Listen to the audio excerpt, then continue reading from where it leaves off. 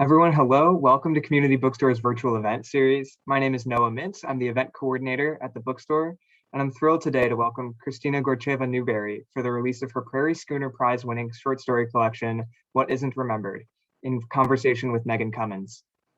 While we're eagerly awaiting the return of in-person events, virtual ones like the one that you're about to see tonight continue to be a joy for us. So I want to give a very special thank you to our guests for joining us this evening and to all of you at home for tuning in. Now to some housekeeping. You should be able to see and hear our presenters. They cannot see or hear you. So if you have any questions, do click on the Q&A button at the bottom of your screen to submit them, and we'll be asking questions at the end of the program, so please don't be shy. There's also a chat button through which I'll be posting a link to buy tonight's book, which is of course very important. One caveat for tonight is that we're all at the mercy of our home internet connections and server loads. Especially right now, we're under a tornado watch here in Brooklyn, so please do bear with any technical issues that might arise, and we'll try to resolve them quickly. And we scheduled a whole host of summer and fall programming for you, so head over to our website, communitybookstore.net, sign up for our newsletter to stay up to date. One that I want to point out in particular is on Tuesday, September 21st, we're thrilled to welcome Ruth Ozeki for the launch of her new novel, The Book of Form and Emptiness, in conversation with Madeline Miller. That program's up on our website now and taking registrations. And finally, we've enabled Zoom's auto transcribe setting. So if your version of Zoom is up to date, hit the live transcription button at the bottom of your screen to enable closed captions. Now a little about tonight's guests and we'll get started. Kristina Gorcheva-Newberry is a Russian-Armenian emigre who moved to the US in 1995 after witnessing perestroika and the collapse of the Soviet Empire. Writing in English, her second language, she has published over 50 stories and received 8 pushcart nominations. Her work has appeared in Electric Literature, Indiana Review, The Southern Review, Gulf Coast, Tri-Quarterly, Prairie Schooner, Nimrod, and elsewhere. Gorcheva-Newberry won the Shumaker Prairie Schooner Book Prize in Fiction for her debut short story collection, What Isn't Remembered. Other honors include the 2013 Catherine Ann Porter Prize for Fiction and 2015 Tennessee Williams Scholarship from the Sewanee Writers Conference. Her first novel, The Orchard, is forthcoming from Ballantine Books in March 2022. She lives with her family, splitting her time between New York, Virginia, and Russia. Megan Cummins is a writer and editor living in Brooklyn. She's a graduate of the University of Michigan, UC Davis, and Rutgers Newark, where she did her MFA. And her work has appeared in A Public Space, Guernica, One Teen Story, Ninth Letter, Okey Panky, and elsewhere. Her debut story collection, If the Body Allows It, was awarded the 2019 Prairie Schooner Book Prize in Fiction and longlisted for the Penn Robert W. Bingham Prize for Debut Story Collection. She's the managing editor of A Public Space and serves on the governing board of the Bare Life Review. So now, without any further ado, I'll hand it off to you two. Kristina, Megan, thank you so much for being here tonight. Thank you, Noah. Oh, thank you so much, Noah. It's great to be here with community. And I'm so happy to be here with Kristina to get to help her launch her gorgeous story collection, What Isn't Remembered. I was talking with Kristina before we went live, and we were remembering that we first met each other in person in 2017 at AWP in Washington, DC, but I had read her work before that, so in a way felt like I already knew her. And I'm gonna turn it over to her, but I just wanna say this is a wonderful book, and I cannot wait to get to talk. And please do put your questions in the reads, and as we talk, we'll definitely have time at the end for some audience questions. So Kristina, without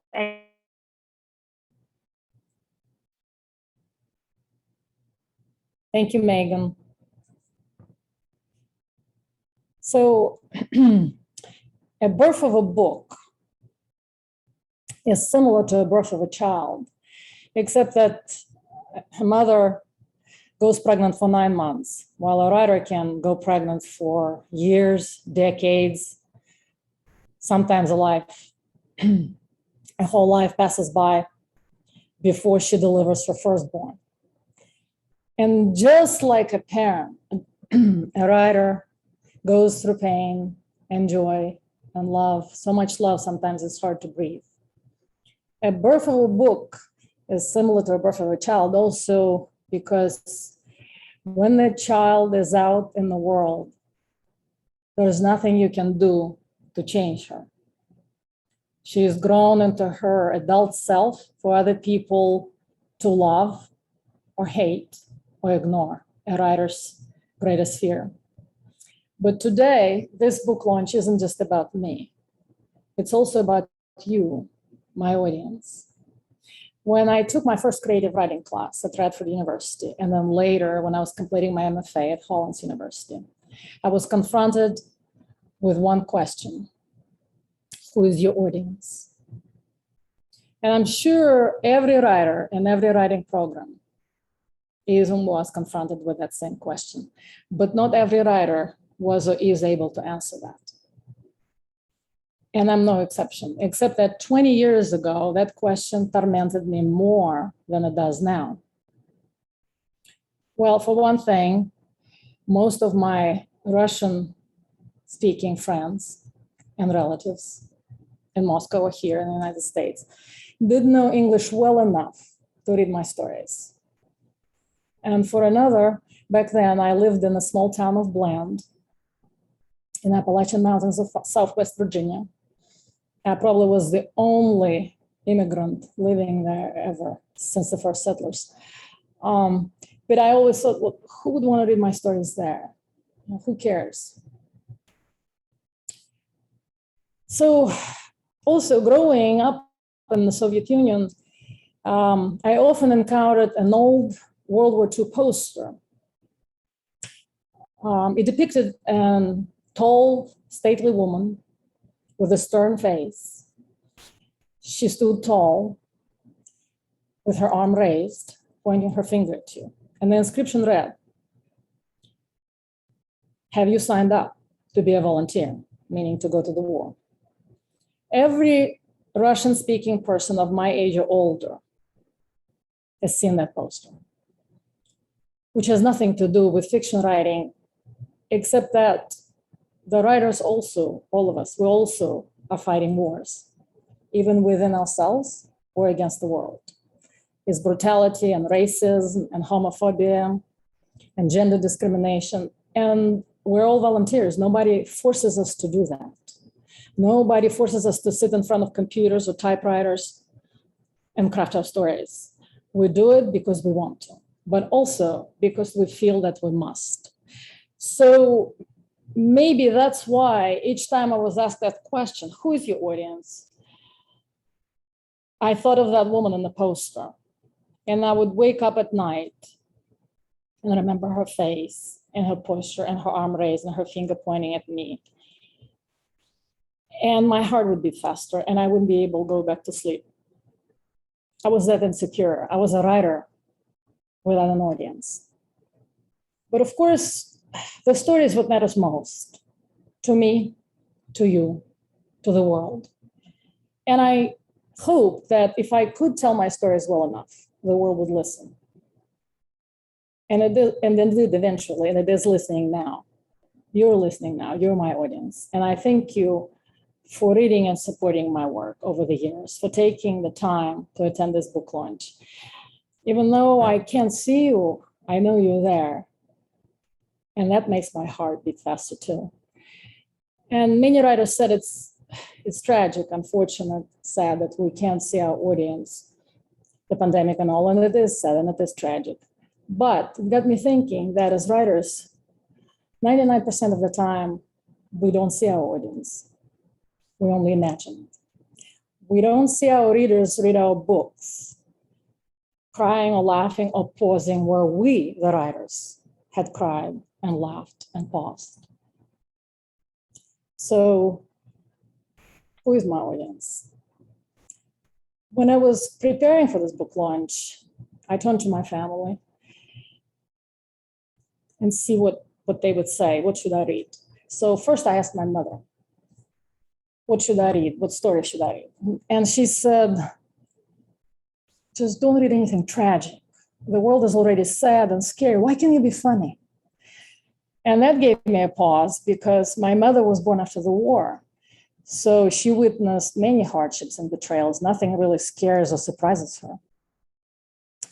And for another thing, I'm a Russian Armenian, so my narrative, just like my heritage, is tragic by definition. We have revolutions, World War II, Stalin, gulags on one side, and then there is the Armenian genocide on the other. So I asked my American husband, what should I read? And he said, just don't read anything with big sex in it. The relatives will be watching, some old neighbors, might be embarrassing.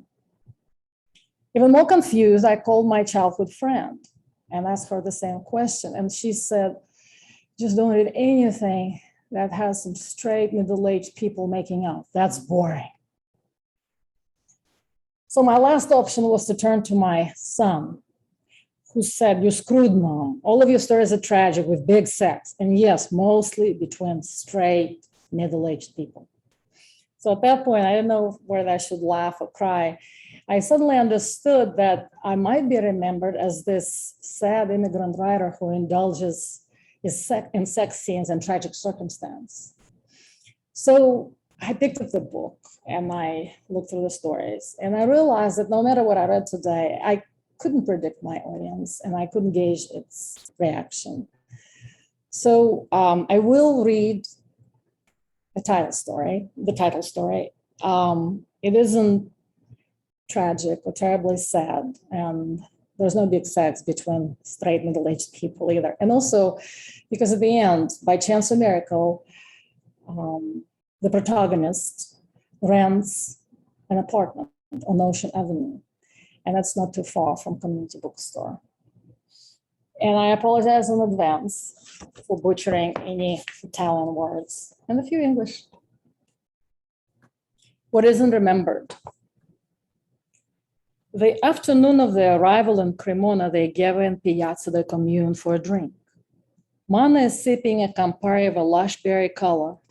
Her body mellows, the liquor pools inside her chest and spills down her limbs.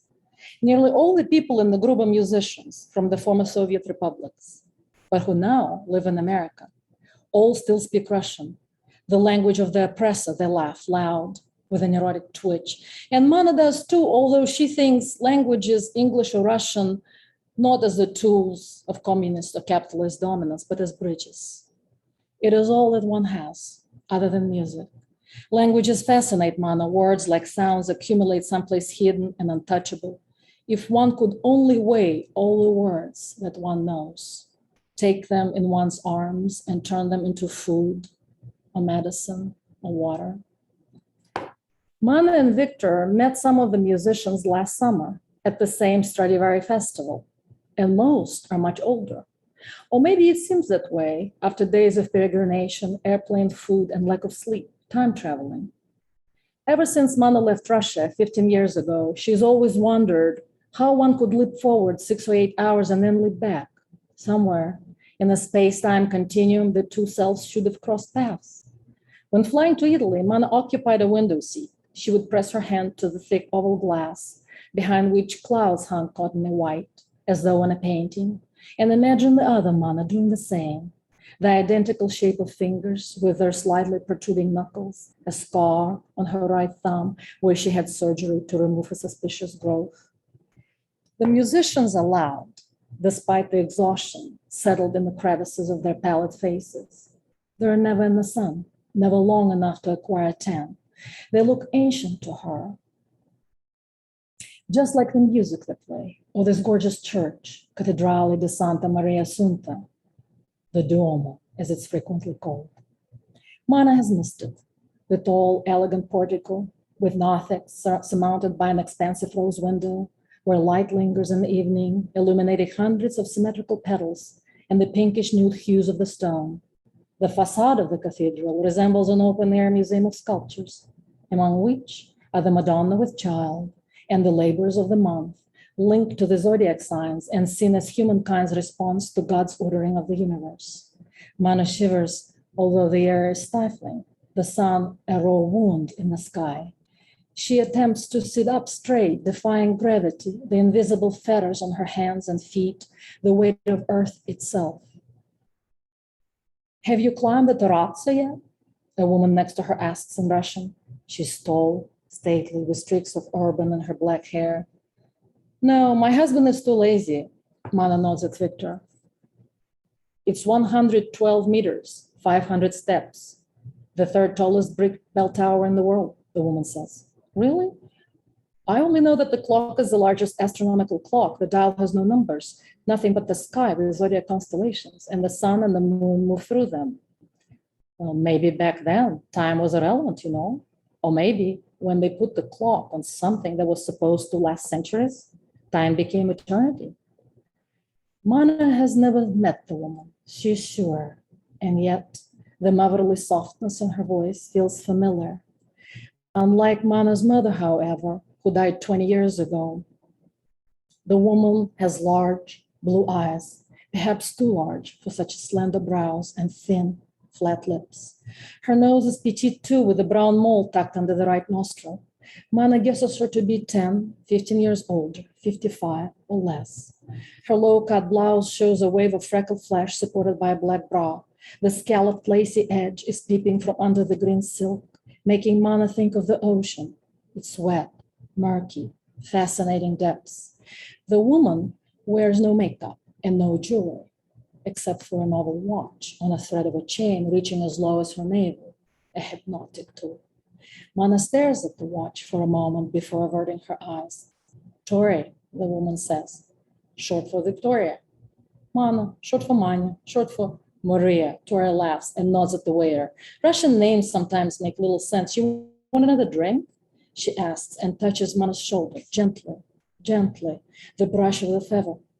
Mana's lips move without sound. She lingers somewhere between waking and sleep, in a time zone of her own, where she's one of the birds, a pigeon, on the piazza, scouring for bread, crumbs, or circling the Duomo, a lazy flapping of wings against the pitch glare of the sun. Prairie is a Philadelphia-based pianist, a fist of passion and technique.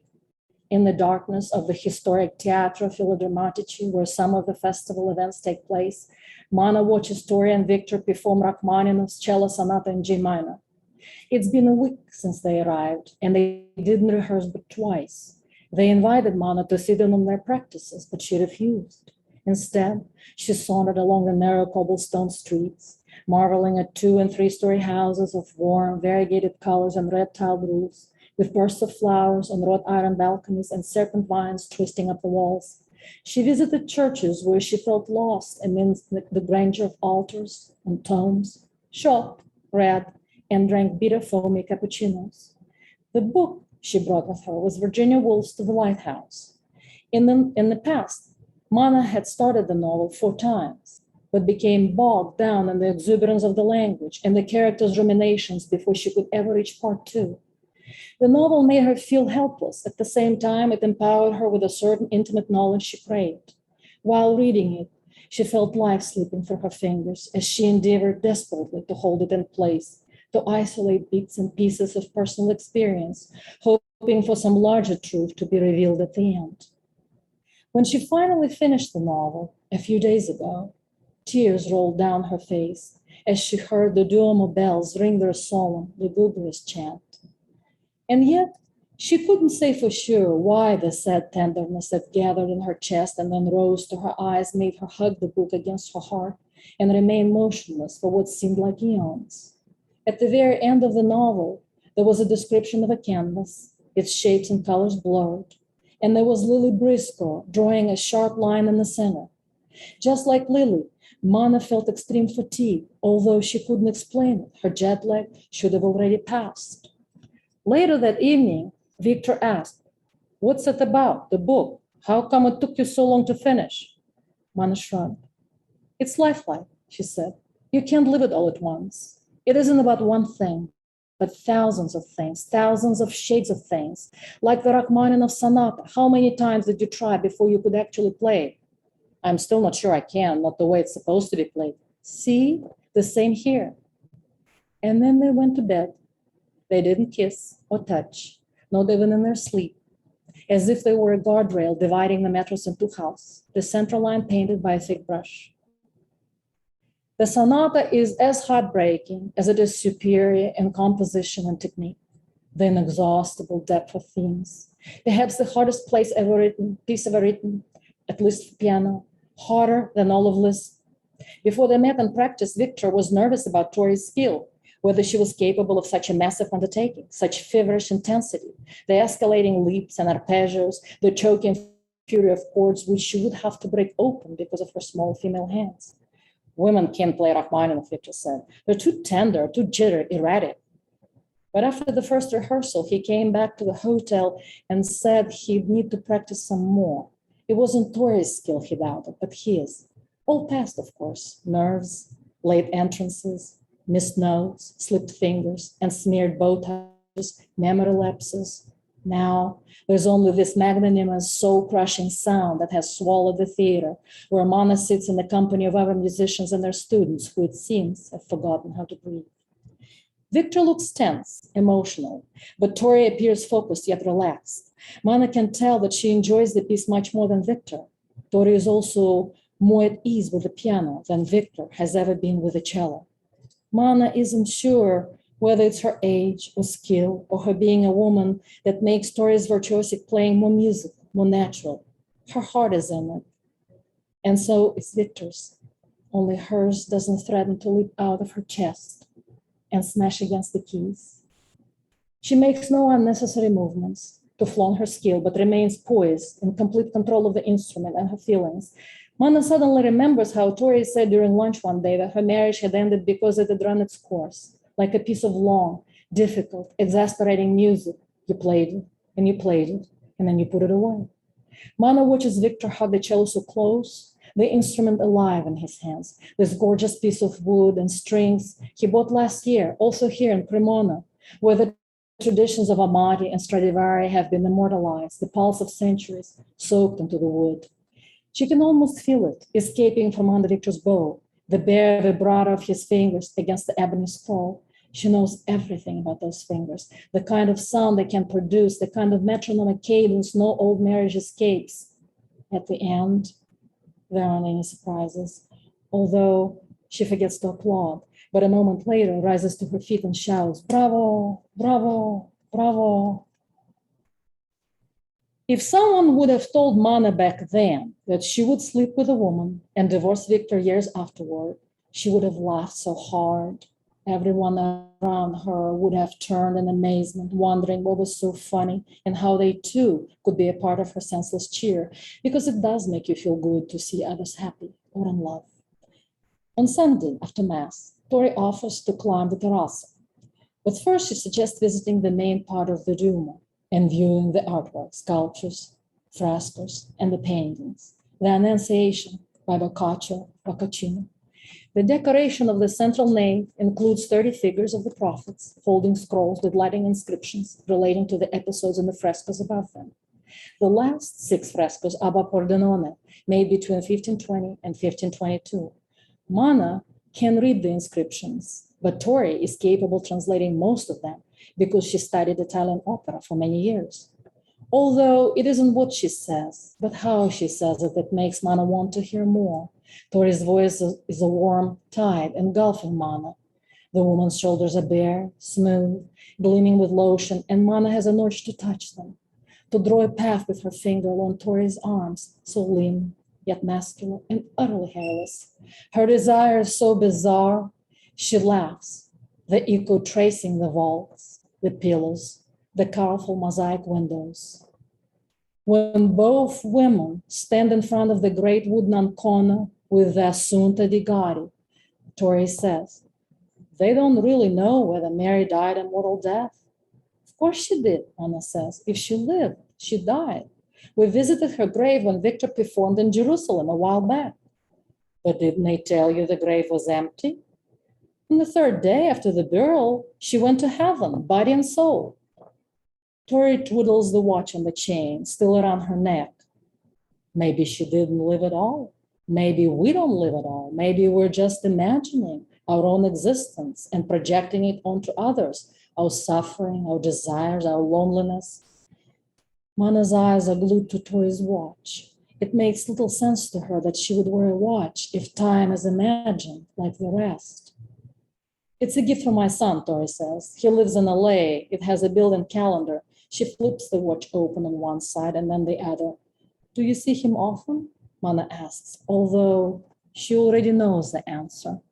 Once a year, He and his partner are very busy performing, violinists both. Mana assumes that Tori's son is gay, although she hesitates to ask. She feels uncomfortable for some reason. She has gay friends in New York, but she doesn't know their mothers. Do you have children? Tori asks. No, Mana answers. We tried though, but it didn't happen and we couldn't afford in vitro. Yes, I hear it's exorbitant, especially for a musician and a teacher, no insurance. Back then, we had no insurance. What do you teach? Piano? Tori asks. No, ESL in a community college in Brooklyn. Tori looks surprised. Her brows arch, a trail of wrinkles on her forehead. I've kind of assumed that you're also a musician. I was. Mana stops before the altar, where a bouquet of red roses lies withered on the marble steps. I used to play piano, mostly chamber, until I got this thing on my thumb, and I was over. My thumb lost all feeling, mobility too. But you still play. Only in my dreams. We sold my old grand and bought Victor's cello. He needed the new instrument as much as he performs. We've been setting for years. He's a strong musician, Tori says. Not as strong as you. It pains Mana to admit that, and her honesty is a surprise to both of them. Tori touches two fingers to Mana's lips, sealing in other secrets or revelations that might follow. But who can do that? Hold back all that is about to happen. Tori's fingers are short, clean, with square, perfectly filed nails, without polish, the tips toughened by a lifetime of practice. Her gesture is sure and intimate, just like her playing, and Mana is swept with curiosity and gratitude, excitement and longing. She can't quite verbalize her desire. Words shrivel and garble, a score of platitudes. She's reminded of her conservatory days when she was about to learn a new difficult sonata, and the anticipation made her tremble, the challenge worthy of her effort, those long, late, thirsty hours of stroking and striking the keys. Years later, on her therapist's couch, when Mana would try to reconstruct and analyze her experience, she would always stop with a gesture of Tori's fingers pressed against her lips. It's the touching, the willingness, the intonation of sex, the warmth that washes over her again and again, like the sun over the rose window of the Duomo.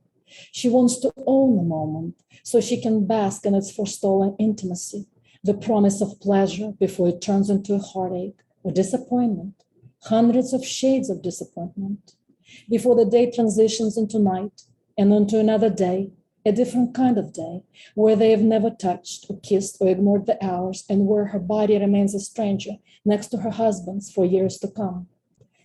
When asked to describe the hotel room, Mana wouldn't be able to do that either. She couldn't remember. She would close her eyes and imagine the walls, honey yellow, like the afternoon sun.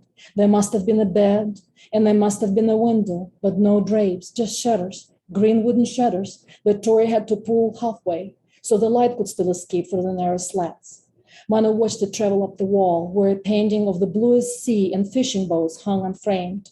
One boat appeared smaller than the other, stranded far from a shore, a red eye of a lighthouse in the distance. Or maybe she imagined it.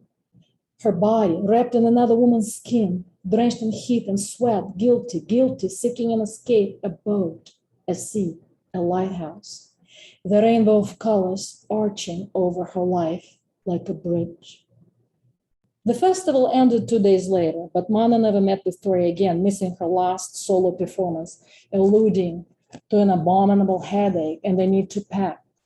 At the airport, on the way back to New York, she heard one of the musicians say that Chopin's second scherzo was astonishing, highly strung, tempestuous, volcanic, relentlessly driven with thundering octaves, a house fire from which the pianist attempted to salvage a few personal belongings, a favorite painting, a photo album, some rare original scores perhaps. Mana could see the rest burning to the ground. At her feet, a glow of embers. Once, years into the future, Mana heard the scherzo performed by an older woman in a church in Brooklyn, where she and Victor stumbled in by mistake. He listened without interest because he'd heard the piece too many times and because he thought that only a few chosen people of Slavic heritage could perform Chopin without either being too stiff or too maudlin, swaying and weeping over the piano. But the old church and the Gothic setting, the gray stone walls, the vaulted ceiling, the mosaic windows brought out from the darkness by a gentle pulse of the evening light, the shiver of flames in red glass candle holders as though flick of hot tongues. All that made Mana focus on the music, how it raged from loneliness to despair to heartache, and then died down, turned into a murmur, a soft cooing of bodies. After the performance finished playing, the sound hung in the air, a few lingering notes, like an echo of one's youth or past desire. It was then that Mana remembered what Tori had said about the piece, about the middle section, marked sotto voce. She described it as a confession, a dialogue between a priest and a woman divulging her secrets, her love affair, perhaps. He's trying to calm her down and she's trying to express her feelings, to tell her story, relieve the passion. Mana shared Tori's interpretation with Victor as they walked out of the church and sauntered along the street unexpectedly deserted. Do you agree, she asked? Maybe, or maybe she was talking about herself. Someone said she'd been through a nasty divorce that involved an affair, her affair, with another woman. It drove her husband nuts and he smashed his car through the woman's house, killing her and her mother.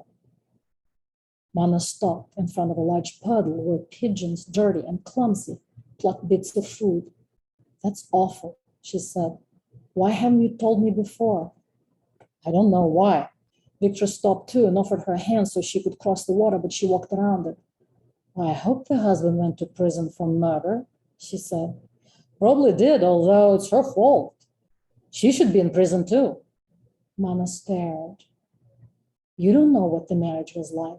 Still, she's the one who slept around.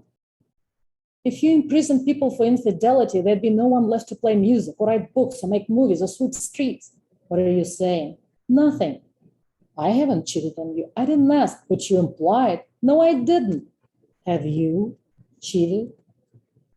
It would have been so easy to say no. It would have been easy to say yes too, and then to say that she was joking, that she wanted to test him, to gauge his reaction.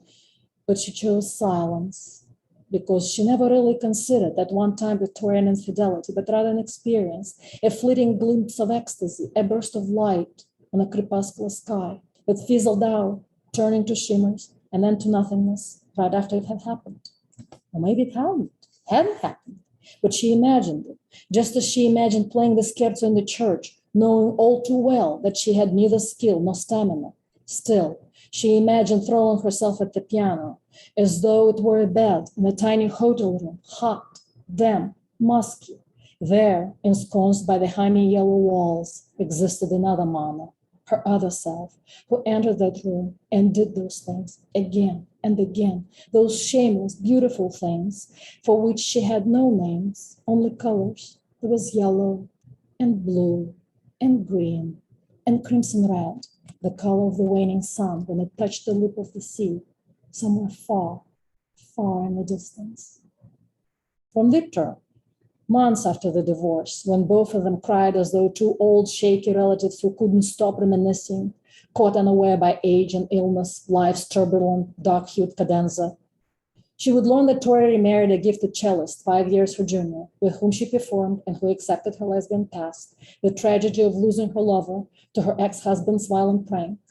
Victor called the new man an idiot, blinded by Tori's musical powers, but Mana considered him brave and defiant, a provocateur who welcomed chance and challenge. We were like that once, she thought, brave, defiant, blind. No struggle was insurmountable, no piece of music outrageous or impossible. But when Victor had said that, she felt that she lacked gravity, but also wholeness. She could remember musical beats, scraps and fragments of every piece she had ever played or heard, but no solid opus, no ballade, scherzo, sonata or sonatina, prelude or fugue, not even an etude. She said she was sorry it didn't work out between them. Life didn't work out, which was also like music. Some perished, sank into oblivion, some crossed into eternity. What else happens to Mana in the years that follow? She sleeps with another woman, but finds it distasteful and even crude.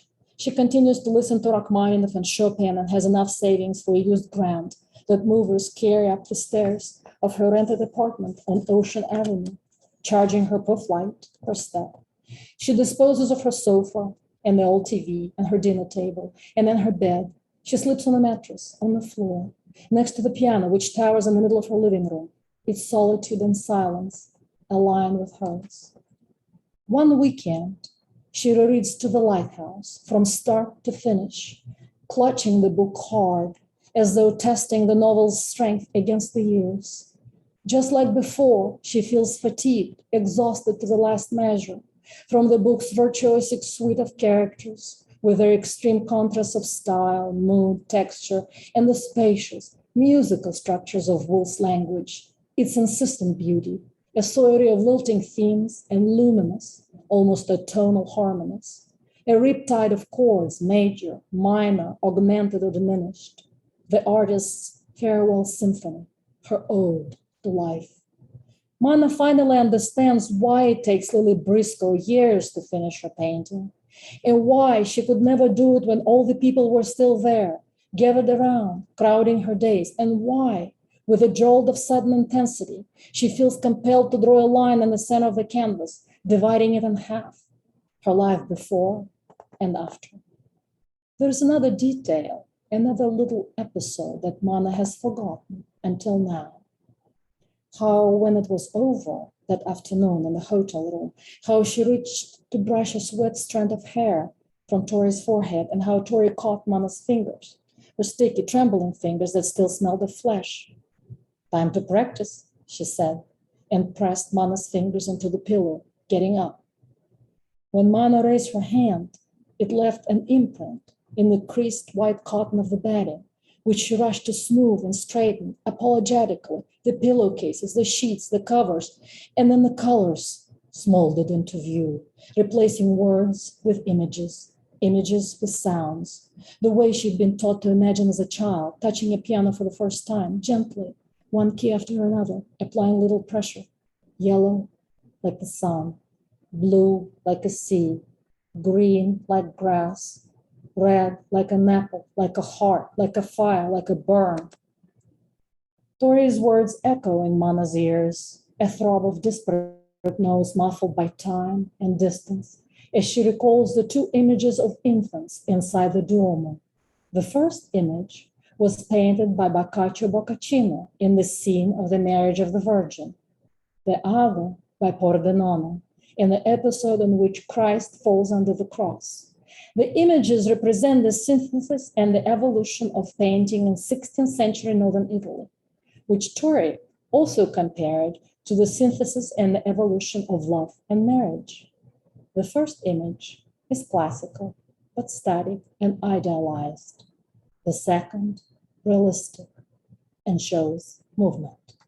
Thank you.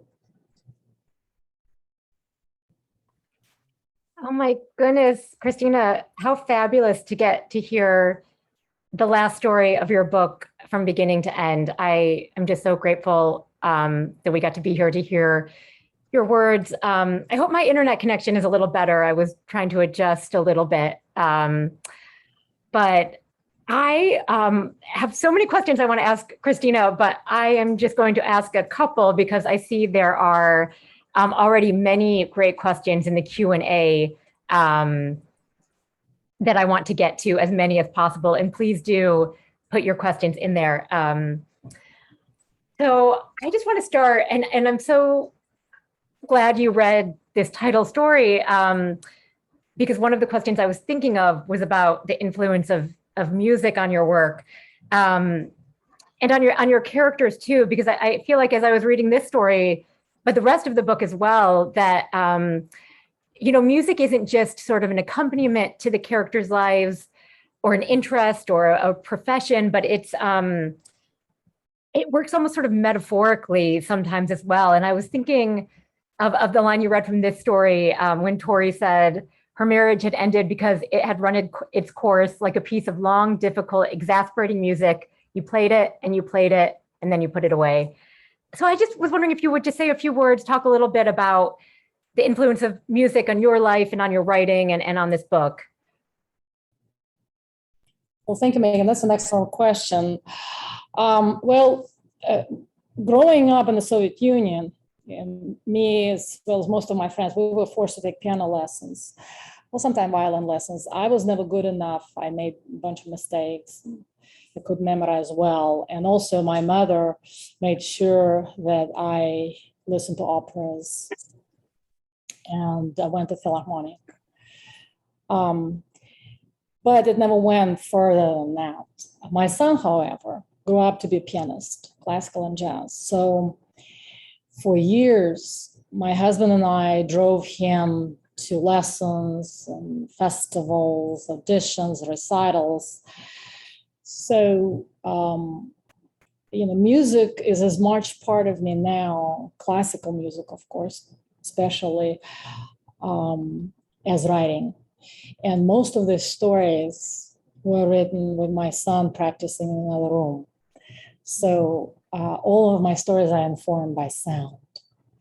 And I do believe that arts don't exist in isolation. One art form informs another and another and another. And the title story, actually, my son was indeed, he participated in a music festival in Cremona. And I indeed listened to that beautiful, absolutely gorgeous Rachmaninoff's cello sonata. And it impressed me so much. I had to do something with it. At the time, I was also rereading To the Lighthouse. And so the two experiences kind of assimilated and converged into this story. But yes, the story is filled with music. But as you know, a lot of my stories are. And I think I have to blame my son for it. Thank him, blame him. It is a privilege to be able to relate to your child through another art form. So that's so fascinating, and how wonderful to know that these words were coming to life with the piano in the other room. And you mentioned To the Lighthouse, and it's in this story certainly, but it's also, there's a part of it that serves as the epigraph for the book, and it comes up in other stories as well. Sometimes it's a real lodestar for the characters. Other times they just sort of brush against it. So when did you first read To the Lighthouse? And is it a book that you've thought of as like a companion to your writing? Or did it sort of pop back up when you were writing this book? What's your relationship with To the Lighthouse? So when I was studying for my MA in English at Radford University, I took a class with Professor Baker, and the class was called Political Art of Toni Morrison and Virginia Woolf. And that's where all of my writing began, actually, in that class. Wow. In my acknowledgements, other than all the people who made me laugh or cry in the past 20 years, I also, my gratitude, of course, goes toward the three literary goddesses, in my opinion, and that's Toni Morrison, Virginia Woolf, and Alice Munro. Also, what isn't remembered is an allusion to Munro's What Is Remembered. So going back to that class, when I read for the first time To the Lighthouse, I didn't understand 90% of that novel. But as stubborn as I am, and that could be my Russian Armenian trait, I had to know what it was about. And my family knows I reread that novel frequently. It is haunted in some ways that when you start reading it, at some point it escapes from you. You don't know you're reading. You're in someone's world, and somehow it is your world, and you don't understand what's happening. So I was determined to get through that novel. And at first, it took me a long time. But then I revere Woolf's language, as well as Morrison, as well as Munro's.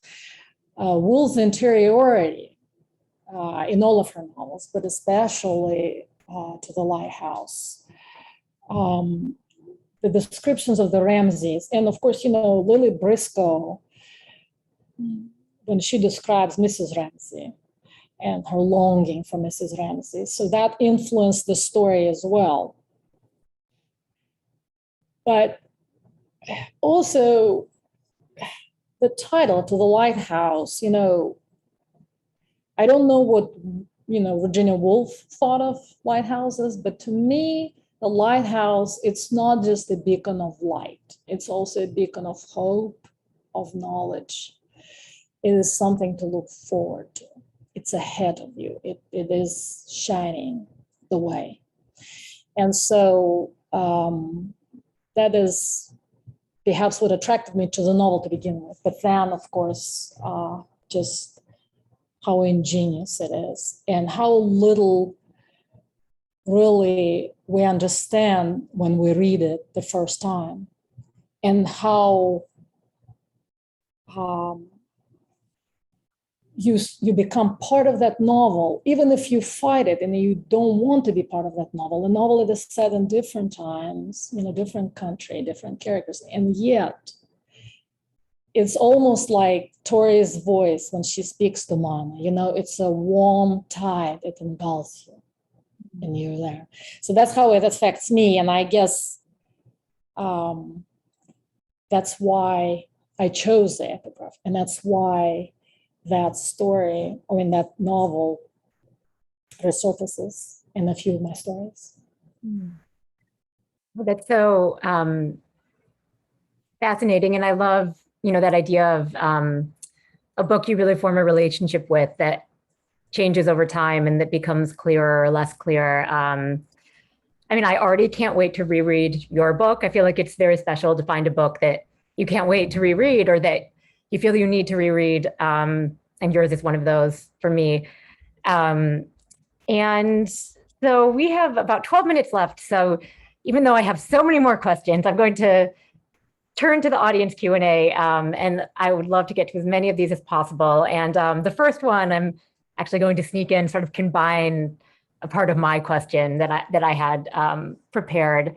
Andrea says, hi, Kristina, what a gorgeous book. Could you talk a little bit about your writing project or your writing process? And maybe you can tell us how this story you read or any other came to be. And I kind of want to sneak in there. I love thinking about how story collections turn from maybe a pile of stories, a handful of stories that you're working on, into a collection, into something put together and complete. So I know that was kind of a multi-part question, but your writing process, how your collection came to be a book, we'd love to hear about that. Okay, thank you, Megan. Thank you, Andrea. Hello. Well, the collection came to be actually, I've tried to put a collection together the past 15 years, I have over 50 stories published and only 16 are in the collection and 13 of them are published. So it leaves all those other stories. So what I finally did, I just put the stories that I felt passionate about, that I love most, even though it is a horrible thing to say because it's like discriminating, among your children. They're all my children, but it's like loving some of them more because they're taller or kinder or smarter in math. It's an act of discrimination. I know that. But still, there are stories that I felt belong together because I love them most. Mm-hmm. And also because they're such a variety. They're representative of me as a writer. And I made sure that there were stories written from every possible point of view, and also from man and woman and children. So a variety. So that's one thing. So how the stories come to be, how I create them. Christine Snee did an interview with me. Hello, Christine, if you're watching. And she gave me some really, really thoughtful and wonderful questions. And one of them was that. And it's hard to say because it depends on the story. Some stories come to me fully formed, almost. It's rare, but they do. Others, not so much, and they demand, multiple revisions and years. But all of my stories start with a feeling. It might sound bizarre and it's hard to explain, but it's some somehow there's a feeling that unspools inside of me, and it varies. It can be spooky, it can be scary, it can be beautiful, it can be lovely, funny, but I have that feeling, and I wait for it to loom so large I can't ignore it. And once it's there, I begin the story. And so what I actually do, I build a house where that feeling can live forever. And if 5 years later I read that story and that feeling is there, I know I did a good job. And sometimes I fail, house crumbles. Sometimes, it doesn't go that far, but that's how it is. That makes me think of, I was noticing a line from the starred book list review of What Isn't Remembered, which this book, if you didn't know, those of you here, starred reviews in Publishers Weekly and Book List, which is just so wonderful. But in the book list review, there was something along the lines of how this book, these stories are running an emotional marathon. And I feel like that is so true. It's just like building the house around that emotion. They're so strong. Like, are they surviving? Can they run, that long haul? And yes, they absolutely do. And I love that idea of it's the stories you love most, the ones that represent you as a writer in that period. Like, what better way to put together a book? That's wonderful. So I want to talk a little bit about language, because as you said, with Woolf and Monroe, the language has been so influential in your work. And your language is so rich in this book. And Beth Newberry has a question. She says, your ear for language is amazing. What is the biggest challenge in writing in a second language, if there is one? And if you could talk a little bit about that, that would be wonderful. The biggest challenge is articles and prepositions, because they're very different. And in Russian, we have no concept of articles. There are no articles. So that gives me a biggest pause. So I might say, I know the rules, but I might ask my husband or my child. And sometimes, an editor would change something. And I say, but why? I'd like to know. Please explain it to me. We can't. It's just the way it's supposed to be. So that's the biggest challenge. But because I have studied the English language since the age of 8, I write in this language. I don't write in Russian, which is odd and heartbreaking for my mother, for example. But I love this language. It has a certain music in it in itself. Also, Russian language can be very descriptive and can be overwhelming with adjectives and adverbs, where in English, everything is done by a verb. So in a way, it is a very direct and expressive language. So yes, my biggest difficulty is something that cannot be explained. Therefore, I cannot learn it as a native speaker, right? So I have to rely on my ear and also on editors. So that's the biggest challenge. Right. Yeah, I was going to, I think you already addressed it, but I was going to sort of add the flip side of that question of what opportunities, as a writer for you have presented themselves by writing in a second language. And I think what you said about the verb, as sort of the opportunity of the verb in writing in English is so interesting. Thank you, Beth, for that question. I think we have time for a couple more. And I definitely wanted to hear a little bit about what you're working on next. And Michael Smith does too, I think. He says, so looking forward to reading this collection of stories and your novel next spring. So your novel, The Orchard, is coming out in the spring. I was wondering if you could tell us a little bit about that. I also love that I feel like apple trees come up in this collection as a motif in several stories. And so I can't help but think of the orchard. I think of apple trees. So I was wondering if you could tell us a little bit about that. And are you working on any new stories, taking maybe a break from your novel? Well, thank you. That's a good question. Hi, Michael. Michael used to have a wonderful apple orchard. We worked together at VMI's Writing Center, and we discussed the apples. I remember, Michael, you brought me wonderful apples, and I have an orchard now too. So the orchard grew out of my short story, Champions of the World. It is in the collection. I wrote the story while being a student at Hollins University, completing my MFA. So I remember when I wrote the story, I was wondering who would ever publish it because it was 36 pages.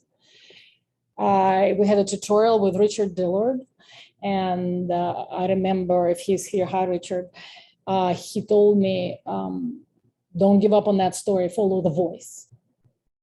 And I thank him for that advice, and I did. And that's how I wrote the novel. I was guided by that voice. And also the novel is an allusion on Anton Chekhov's The Cherry Orchard. It's loosely based on that. So that's that. What I'm working on now, well, I'm always working on the short story. So in fact, I just finished a short story, but I also am working on a new novel.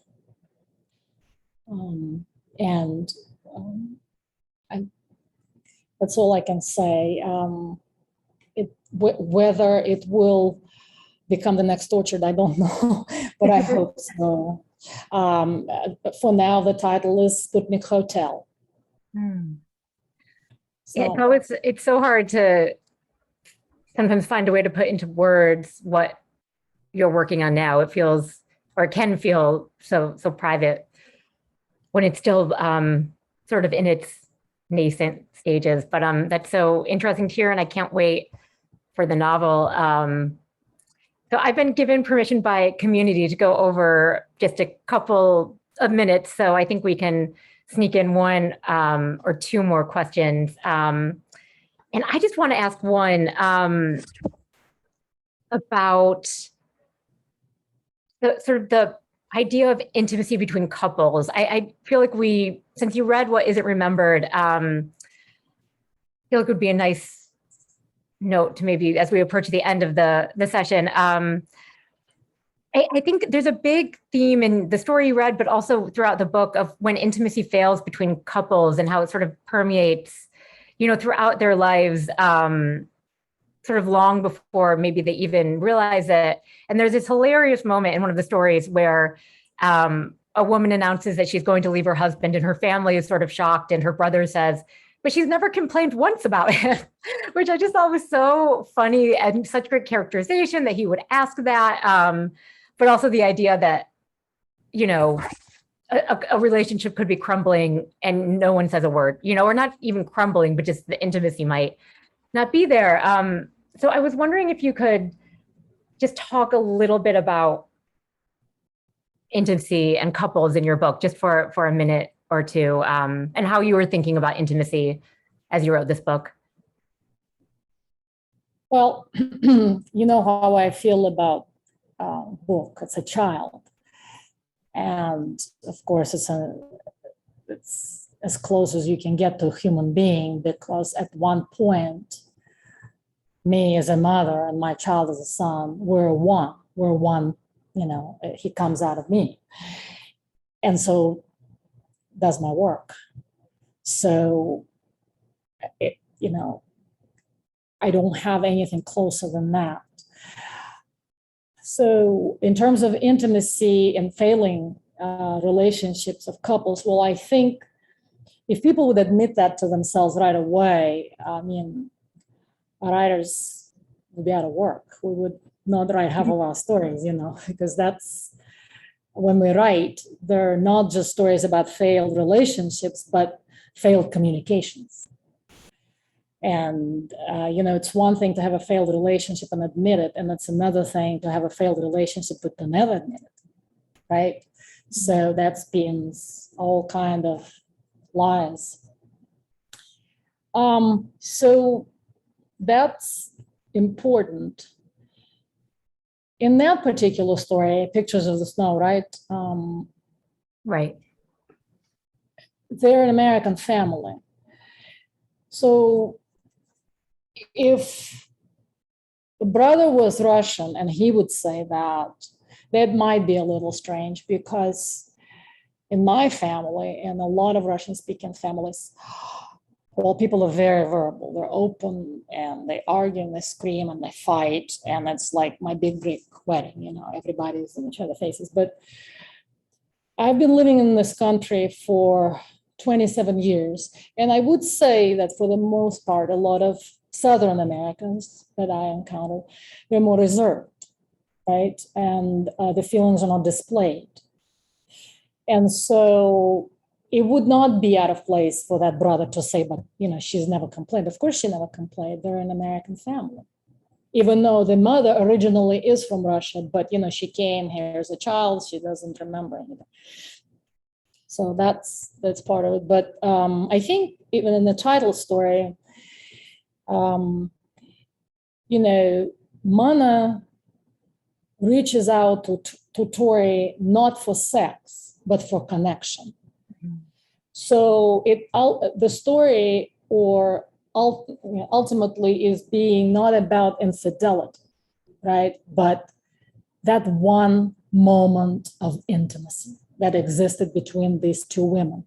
And also, if you notice, the last detail that I embedded there that Mana blocked out of her mind, because that detail revealed to her what that one moment of intimacy meant to her and what it didn't mean to Tori. Again, to Tori, it was just sex, one moment of passion. But to Mana, it was a moment of intimacy, of that intimate connection that she had with another human being and that her marriage lacks. Wow. I think what a place to end on, the idea of that intimacy being sort of refound by Mana. And I love in a way that it's the piano, you know, she gets herself another piano, which she had sold for Victor earlier in the story. And then she has her new piano at the end.